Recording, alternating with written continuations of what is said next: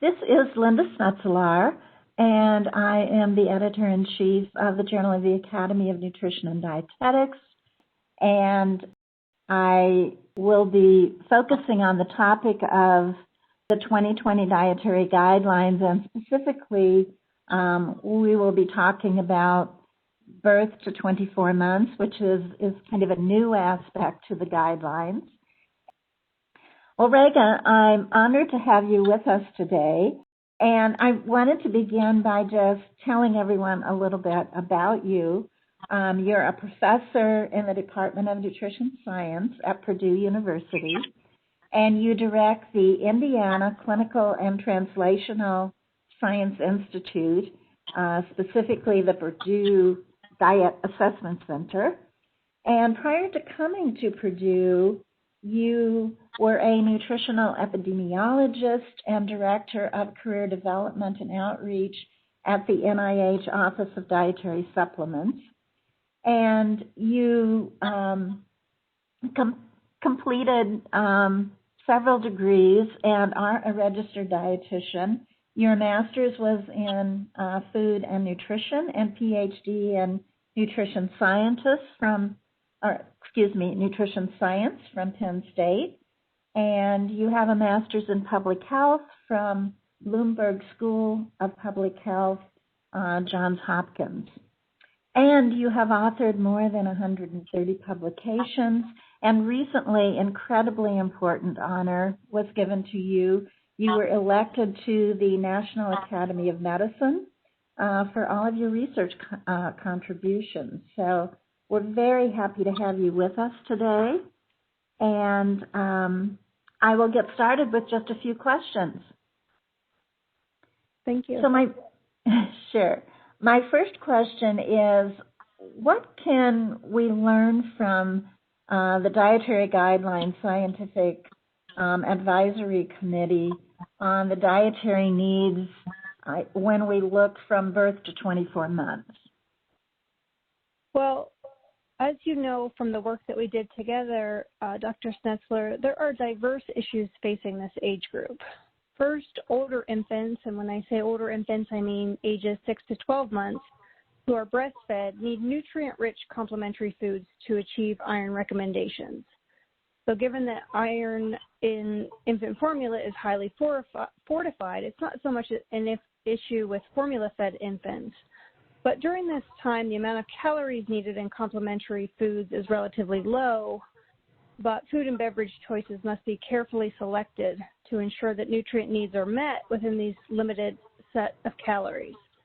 So while some on social media have used the phrase foods before one is just for fun, through careful examination of food pattern modeling led by Kay Dewey and Tusa Rebecca Panucci, we found that food choices have to be purposeful and deliberate to meet nutrient recommendations during this transitional period of development.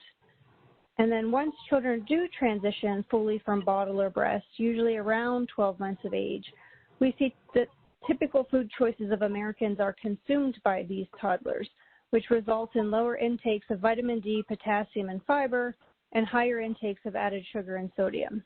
And so as we are all aware, I'm excited to see how this knowledge translates to the first set of dietary guidelines for this age group. Yes, I totally agree. I know that when your children are growing, and particularly when they start eating their first foods, what they're eating becomes very important to you as a mother. So I think that the recommendations that come out of these dietary guidelines will be incredibly important. Why do you think we decided at this point in time to focus on birth to 24 months when that really wasn't a focus if we looked at the past dietary guidelines? Well, we can thank the Agricultural Act of 2014, or as some refer to it as the Farm Bill, which required this iteration of the guidelines to include birth to 24 months as well as pregnancy and lactation for the very first time.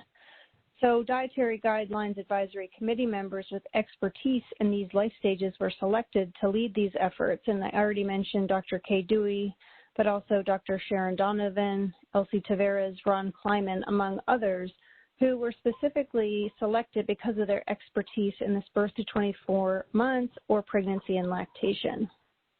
Very important policy, for sure. What has changed with intakes now versus in past dietary guidelines? Can you give us kind of a nice review of changes that you've seen over time?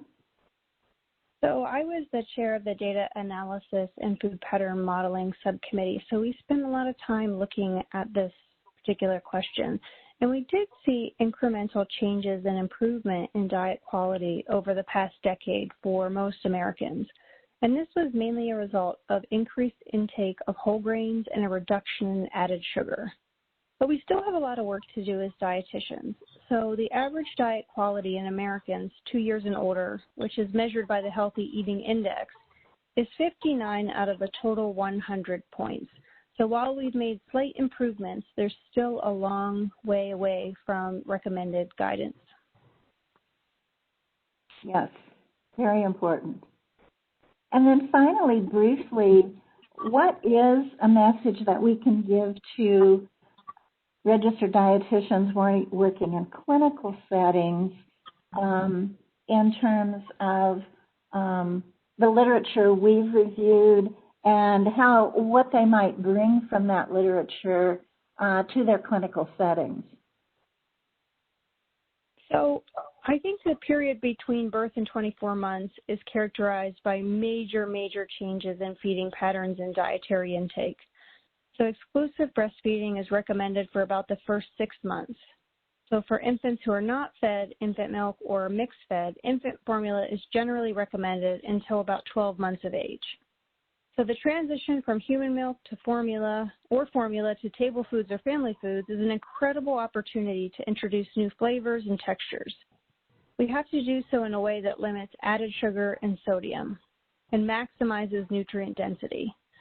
So I'll end my comments with a theme from the report that establishing healthy dietary patterns in early childhood is crucial to support not only immediate needs for growth and development, but also to promote lifelong health by helping to reduce risk of obesity and associated cardiometabolic disorders later in life. Yeah, so important what we do in these early stages when children are just learning to sort of identify what their comfort foods are, because those eventually then become the foods that they probably will gravitate toward as they're older. Mm-hmm. Yeah. Okay. Well, thank you so very much for speaking with us today. And we will share this with all of the Academy members and others.